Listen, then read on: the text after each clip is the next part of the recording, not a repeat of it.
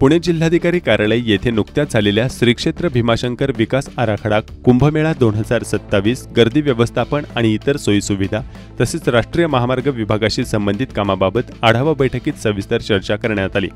श्री क्षेत्र भीमाशंकरकडे जाणाऱ्या राजगुरुनगर तळेगाव भीमाशंकर तसेच बनकर फाटा जुन्नर घोडेगाव तळेघर या मार्गांना राष्ट्रीय महामार्गाचा दर्जा दिला जात असून त्या संदर्भात स्थानिक नागरिकांनी मांडलेल्या अनेक तक्रारी आणि अडचणी गंभीर आहेत। या रस्त्याचे काम महामार्ग विभागाकडे गेले असले तरी आवश्यक दुरुस्ती आणि देखभालीच्या कामांकडे सार्वजनिक बांधकाम विभागाने दुर्लक्ष केले आहे, ज्यामुळे रस्त्यांची स्थिती अतिशय खराब झाली आहे।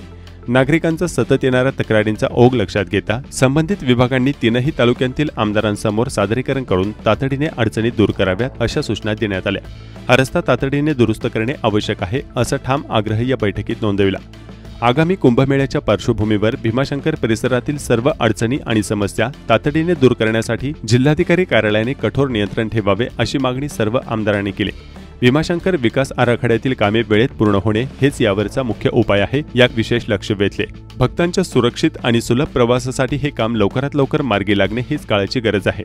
या बैठकीस जिल्हाधिकारी जितेंद्र रुडी यांच्यासह खेडचे आमदार बाबाजी काळे, जुन्नरचे आमदार शरद सोनवणे तसेच जिल्हा नियोजन अधिकारी, भीमाशंकर देवस्थान ट्रस्टचे अध्यक्ष सुरेश कौदरे व पदाधिकारी आणि विविध विभागाचे अधिकारी उपस्थित होते।